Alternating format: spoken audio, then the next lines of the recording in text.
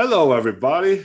Welcome back to another edition of the Geezerology Gazette, where we're going to go through a few news items, some birthdays and anniversaries, just to wrap up what was going on in the previous week and to give a preview of the coming week. Bob, as our main news reporter, what you got for us to start us off? Alrighty, Scott.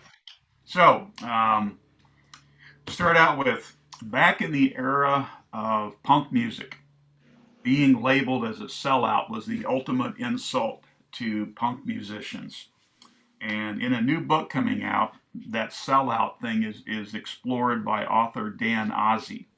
And his new book is called Sellout, subtitled The Major Label Feeding Frenzy That Swept Punk, Emo, and Hardcore 1994 to 2007.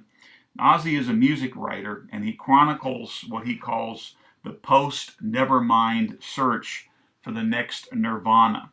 And the book focuses specifically on 11 bands, including Jimmy Eat World, My Chemical Romance, and Against Me, and their major label debuts. And so each chapter of this book takes a look at the scenes and stuff that helped foster these bands in their early days, along with a depiction of the complexities that come with standing on the principle of mainstream notoriety. So he looks at when the bands were local, just starting out, and then what happened to them when they suddenly got their major record contracts. So in a recent interview with NPR, he explained the reason for the book. I used to have arguments with my friends in high school, these really passionate debates about which bands had sold out and which ones were still punk. I don't think it was just us either. You'd read message boards or comment sections or fanzines, and that was a very hot topic. Which bands were authentic and which weren't? Sellout was like a punk slur then, the worst thing you could be called. It seemed like a conversation that defined that era, yet no one had documented it in a serious way.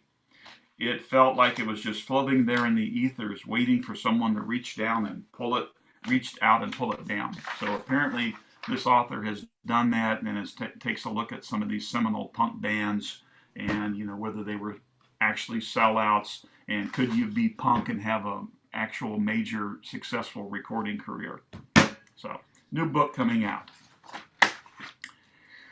Okay, at a recent concert in the Cotton Bowl in Dallas, Rolling Stones frontman Mick Jagger took a shot at U.S. Senator Ted Cruz. And the Stones wrote a song called Living in a Ghost Town. And it was their song about life during the pandemic lockdown. And Jagger introduced this song by saying, "Now we're going to do our lockdown song that Ted Cruz so enjoyed in Cancun," which was a reference to Cruz and his family heading to Cancun, Mexico back in February when the rest of Texas was locked in a deep freeze with no power and a climate crisis that led to about the deaths of 200 people. Of course, Cruz got blasted from all sides about that little Mexico excursion. And in a response, Cruz tried to downplay Jagger's shot at him by putting out a Twitter message referring to it as a shout out from Jagger. Shout out. Hey, that's what Ted Cruz is all about, getting attention. There's no such thing as bad publicity. It's all good publicity. Those are words that Ted Cruz lives by. In fact, what Ted said was, of all of the things I never imagined would happen, a shout out from Mick Jagger may be near the top of the list. Of course, Fox News praised Cruz for his elegant comeback to Jagger. Yeah. All right, one more item, then I'll turn it over to you guys, and we can come back to some stuff later. As have so many other classic rock artists, Bruce Springsteen is negotiating to sell the rights to all his recorded music and his publishing catalog. And he's currently negotiating with Sony Music. And Variety magazine says that the talks have been going on for months and that the deal for Springsteen's album catalog is nearly complete. They're still going back and forth on his publishing catalog. So anyway, Springsteen has been with Columbia Records, which was acquired in Sony Music in 1991, since he signed his first record deal in '72. And at some point in his career, he acquired the rights to his music from the label. So now he's looking at selling them back. And, so we've had lots of other artists do this. Neil Young, Stevie Nicks, Lindsey Buckingham, Paul Simon, Beach Boys, Bob Dylan. And they're saying that this has become a thing for retirement or estate planning. And they said it's also become popular for them because competition amongst the big publishing houses to acquire these rights have really sent the prices skyrocketing. And they're also saying that it's pretty difficult to keep it on top of all of these different publishing rights. So they're finding it easier just to take the money and then pass that on to their heirs. Anyway, Billboard magazine has pegged the value of Springsteen's catalog at somewhere between $330 and $415 million. Wow.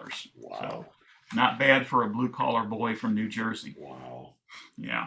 That's incredible. So, It's just, it's like, well, what are you going when are you going to quit doing that trash and get a real job, kid? Exactly. It's like, who was it? I can't remember whether it was his grandmother or aunt or whatever. Some matronly relative supposedly said to George Harrison, well, the guitar is nice, George, but it won't make you your living. You're right. If you're good and if you're determined and go for it. You never know. You never know. Exactly. Whether you like his music or not, you got to admit that Bruce Springsteen is a talented guy. So I don't begrudge him. No, I don't begrudge these guys at all. They found something to do that they're good at, and they were determined enough and smart enough to be able to pull it off. Good for them. From everything I read, Springsteen seems to be a fairly altruistic person, and I read somewhere once that he put the E Street Band on hiatus because he wanted to go out and do some solo stuff. So he gave every band member $1 million, when they went on hiatus. So, yeah. Anyway, those are the kind of the main things I got. So if anybody else wants to kick in, go for it. Do you have anything, Dee? Well, something that Bob ended up with about George Harrison's aunt. This is just it's really a trivia about George Harrison. His childhood home back in Liverpool is now up for sale. Yes, the home that George practiced and played guitar in, and when Lennon and McCartney, they would go to his house from time to time to practice and rehearse also. The address is at 25 Upton Green, and the family was there for a number of years. George was the youngest of 4 children, and however, just as the Beatles adopted the name the Beatles in 1960 and started to play and play in clubs and stuff. So just as the Beatles started to hit big in 1962, that's when George's family moved out in 1962. The going price is between 160,000 and 200,000 English pounds. And George, of course, passed away in 2001 at the age of 58. So that's another little. What is the what is the dollar value of that? A pound's like about $1, and I want to say 1.5, maybe 1.6. You could easily add another 40 or 50,000 to that. Okay, but that's. I mean, hell, you can't buy a house for that here in Florida. No, and they said a lot of the rooms, the kitchen, the bathroom is still there were some obvious utility updates, but they said it's still faithfully as it was when George started practicing guitar there. And if that house went on the market here, that would be a steal, whether it's George Harrison's house or not. Yeah. just Googled it. It said, I just Googled it. The current conversion rate is a pound is worth $1.35. Okay. So you were Oh, real yeah. close there, Dan. Yeah. Or Yeah, I'm just, that surprised me. The price of that surprised me. yeah, I figured it'd be worth a whole lot more than that Yeah, just for the yeah, historical value. yeah. Yeah, in the homes there, if you've seen pictures of the way they would do the home, they're usually like in a row. Right. Not they were connected row houses. Like is prevalent in like Baltimore and up in that Washington Yeah, DC area. Yeah. yeah, for working class families. Right. So Right. that's all I have from. So I have something real quick for the folks in my neck of the woods. Just in January, middle of January into February, Rod Stewart's going to have a little working vacation in South Florida. He's coming here. He still lives in England, but he's going to have a little working vacation in South Florida for about 3 weeks. And he has announced that he will have a performance. He will have a performance at the Hard Rock Live, which is a big at the Hard Rock, which is a big Seminole casino here in Hollywood, Florida. But he'll have a performance there on February the 15th. But that's going to be at the end of his visit here. His visit to South Florida will start off 3 weeks earlier when he's scheduled to stand trial in a Palm Beach County courtroom on a misdemeanor battery charge.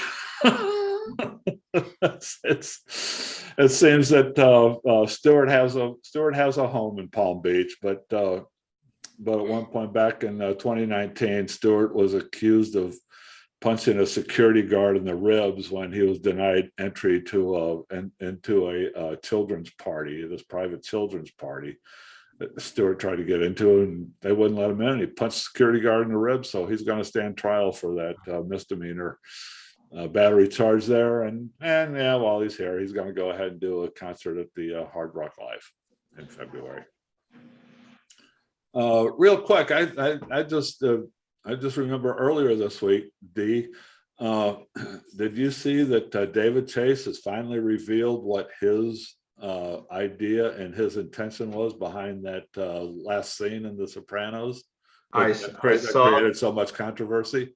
I saw the headline. I did not read the article, but based on what he has said before, he thought, he said, well, to me, it's obvious what happened. He goes, when the screen goes black, that's what happens when you're right. DOA. So right. Yeah, we're getting Tony Soprano's point of view. That's what he confirmed that this week. All these years he would refuse to say what that actually was, but in most of it, I mean, that's what I always thought it was, but it was pretty much left up in the air, and it was fairly ambivalent, as it was never certain. But David Chase finally, after all these years, he finally revealed, yeah, that's what it was. He was sitting there in the diner having a meal with his family, and all of a sudden everything went black. Yeah, I read that article, and I think he also explained why they wound up setting that final scene, in the restaurant and everything. So, yeah. Yeah, he said that his intention all along was that Tony was that the show was going to end with Tony being killed, and he went through a couple of scenarios and all that, and that's what he landed on. That particular way was the way he landed on, and it's just the controversy over that when it happened and in the intervening years has been tremendous. I think he intentionally wanted it to be ambiguous, just to generate buzz and conversation to say, "Oh, what happened? What really happened?" Probably so. Yeah, probably so. Yeah, I remember when that happened, I didn't see it live because I was catching up to it on DVD, so I was a season behind, so I didn't actually see it when it was live. I mean, I've since seen it on the DVD, but but I do remember when that happened, people were calling their cable companies because they thought their cable went out. Yeah. Because it's like, I don't know if you've seen it or not, but it's at the end. I mean, they're just sitting here having a conversation, and you have a song playing on the jukebox, and all of a sudden it's just a black screen. There's nothing, and it would. And people thought their cable went out. People thought HBO went down. Yeah, there was a technical issue. Yeah. Now, I haven't seen the series at all, and it's on my bucket list to finally one of these days watch it. But in that final scene, wasn't there something though where you see like potential hitmen walking into? Yeah, well, yeah. What they do, it sets it up where they're sitting down and they're gathering, families gathering at the diner to have their meal or whatever. Meadows coming in, and it's just all set up like it's just a routine day in the life, and then their families getting together, and yeah, the camera pans around to show you everything that's going on around them. You see people. It just shows people's backs sitting in the next booth and things like that, and yeah, supposedly one of those scenes that the camera pans around to show you is the hitman sitting there waiting for his opportunity. Yeah, the man in the members only jacket. Right.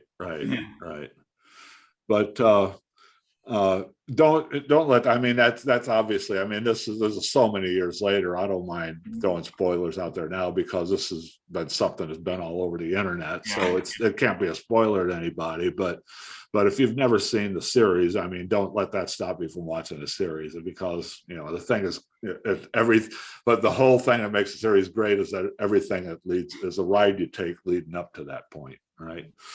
That's just the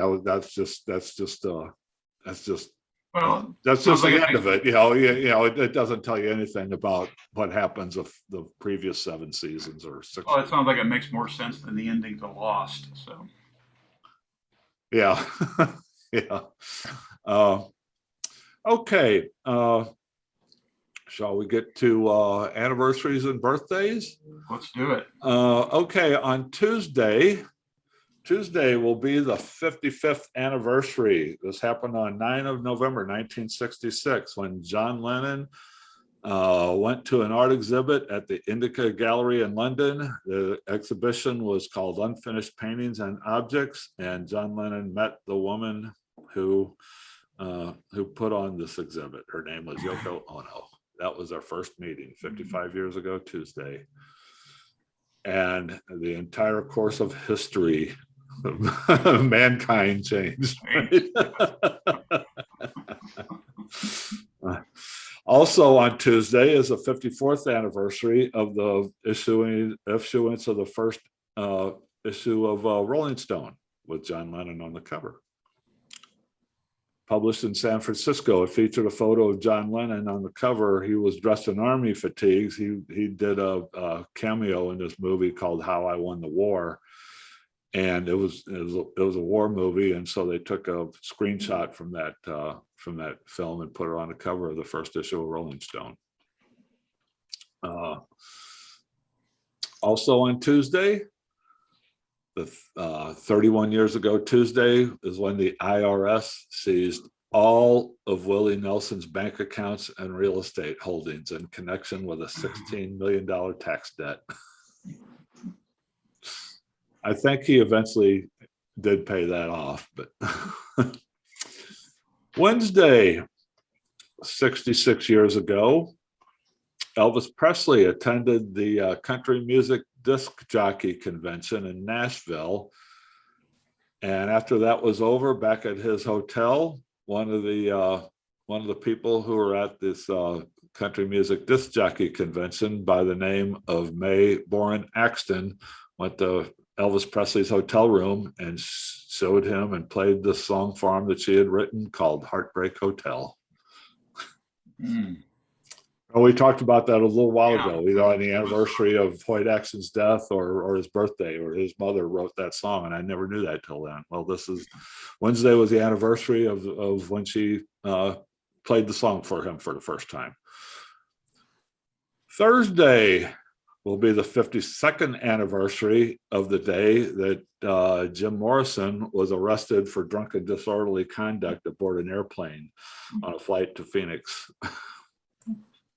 He was on his way to a Rolling Stones concert with his actor friend named Tom Baker, and he and Tom had just been having a few drinks and getting a little rowdy on this airplane and quote, annoying the stewardess. So the pair got arrested when the plane landed, and they spent the night in jail and released the next day on $2,500 bail. They actually dramatized that scene in the Oliver Stone movie, remember? Unruly airplane passengers have been happening for a while. It's just that they've gotten just so much more intense these last few weeks. Thursday will be the 49th anniversary of the death of Barry Oakley, the bass player of the Allman Brothers. And Oakley was killed in a motorcycle crash. He got hit by a bus, and it happened at the same intersection where Duane Allman had his fatal crash a year earlier. Oakley was 24 years old. Friday will be the 20th anniversary of the last time that George Harrison, Ringo Starr, and Paul McCartney were together. They met for lunch at George Harrison's hotel in New York City, and then Harrison died a couple weeks later of cancer at the age of 58. Saturday, Rod Stewart got 31 years ago Saturday, Rod Stewart got in a little bit of trouble. Rod Stewart was at a concert, and he had they call it a football. I think it was probably what we call a soccer ball, but he had a soccer ball on stage, and he kicked the soccer ball into the crowd. And this woman named Patricia Boughton later filed a lawsuit against him because she said that she tried to catch the soccer ball and it ruptured a tendon in her middle finger, and she had to have surgery. So, so she sued Rod Stewart for causing that injury, and she said the real damage was that as a result of the injury, it made sex between her and her husband rather difficult. I really don't want to know. What I really want to know is, did that injury leave her middle finger fully extended all the time?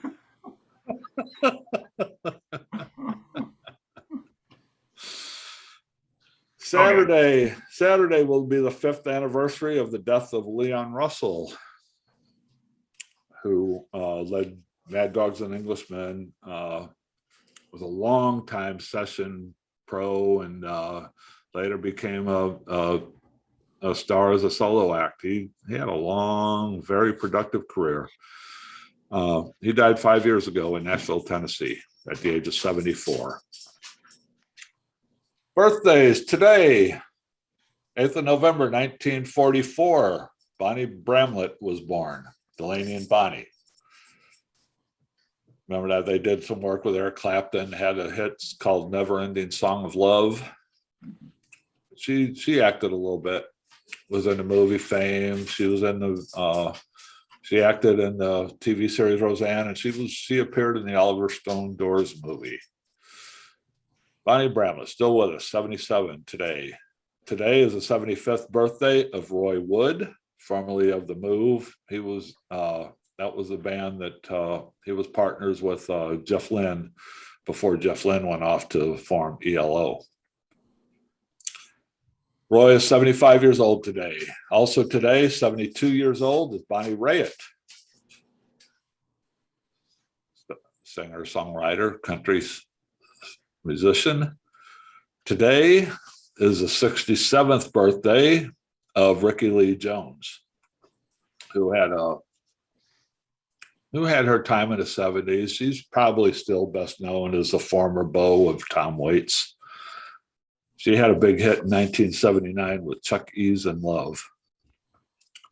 Also today is the 36th birthday of reality TV star Jack Osbourne, son of Ozzy and and his wife. What's her name? What's the wife's name?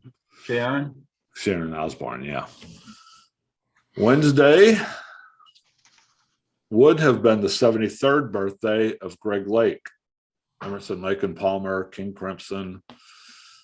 Greg died in 2016 at the age of 69 after a battle with cancer. And 2 birthdays on Friday to wrap this up. Friday will be the 77th birthday of Booker T. Jones. Booker T and the MGs, Green Onions. And also on Friday will be the 76th birthday of our old buddy Neil Young. He'll be 76 years old. He's still working. He's got a new album coming out here in a few weeks, sometime in December. I think that album's coming out. So look for that. Anyway, happy birthday coming up, Neil. Yep, that's anniversaries and birthdays. Bob, you have anything more for us? Yeah, I got 3 real brief items about some upcoming records. And German hard rock band, the Scorpions, they are going to be releasing their 19th album on February 25th called Rock Believer. And they have released the first single from the album called Peacemaker. And they worked on this record in 2019, and they would record in between various lockdowns. And they said that this song is about what they're hoping for after the pandemic, which is peace. And said the song was inspired by a line that kept rattling through vocalist's head called "Peacemaker, Peacemaker, bury the Undertaker." So they're hoping that we get a more peaceful world after the pandemic. You mentioned Neil Young. Of course, Neil Young and Crazy Horse, their new album, Barn, drops December 10th. And they have released a second single off that album called Heading West. And Young says that it's a song about his remembrance of traveling across the country together, heading west with his mother. And Neil says, she was on her way back home to start over. I was on my way there with her. Here's a song about me and my mom and those growing up times. It's so great to remember her this way. So anyway, second single off that album that's been released. Yeah, we talked a little while ago. I think we're going to do that as a Wednesday spotlight sometime in middle or late December. So we're gonna cover that one when it comes out. Actually, it's going to be a Geezerology. Yes, you're right. Wednesday. Yeah. And then lastly, of course, Robert Plant and Alison Krauss, their new album is coming out here very shortly, November 19th. And so they've previewed that album with a single that they've released called Raise the Roof. And it's their version of a song called It Don't Bother Me that was done by Scottish folk musician Bert Jansch. And he, of course, was with the group Pentangle. And Robert Plant says that he's always been intrigued by the Irish, Scottish, English folk music. And he said those songs have kind of like a different lilt and different lyrical perspective. So he said he was kind of keen to take on that style of music. So anyway, Plant has certainly spread his wings quite a bit since Led Zeppelin, right? Yeah, this will be their second album together. Yeah. Yes. With he and Alison Krauss, and she was also a violin and fiddle player. Yes, she is violin player. Yes. Yeah. So do you think this will be like a straight sort of just a vocal? I don't mean vocal, but just I don't know, like a traditional, just a folk rock take, or they their first album, Raising Sand, got great critical acclaim and sold untold numbers of copies. And they had a lot of musical styles on there. None of it really hard rock. It was more bluegrass, folk, things like that. This seems to have a more perspective of some, the English style and stuff. So it's not what you would normally expect from Robert Plant. And so that was kind of an unusual pairing. And Alison Krauss has got a beautiful singing voice. And they were able to meld their two styles together. But yeah, Plant's done. He did stuff with the band the Honey Drippers, He's did a lot of different solo stuff. So he's explored a lot of genres since Yeah. hard rock days of Led Zepp. Yeah, he's certainly not been resting on his laurels. It's I like give him. he keeps going out. He keeps going out and trying new stuff. And he's been apparently. I mean, I don't listen to him. I'm not a Robert Plant fan, but everything I know and read of it is that it's usually pretty successful what he does. Yeah, I give him props for, going outside his lane, and, maybe he feels like he pretty much exhausted traditional rock and roll, just or not exhausted it, but can't top it. And so he's, trying other things with other artists that he, so yeah. But Led Zepp didn't just confine themselves to hard rock. They explored a few, went outside their lane on some stuff. So yeah. But anyway, that's those are the items I got for this week. Okay, guys. Well, thanks a lot. Thanks for another discussion, and we'll do it again next week. So come back and join us on Wednesday for a discussion of the Doors movie that Bob and Dee and Bob's daughters went to see a few nights ago. We'll have a discussion of that on Wednesday. Next Friday, we have a couple things brewing for our possible Freeform Friday. So we'll have something for you next Friday, a review of some sort, and then we'll be back next Sunday with Geezerology Gazette. Thanks, guys. Thanks for joining us, everybody. We'll see you soon.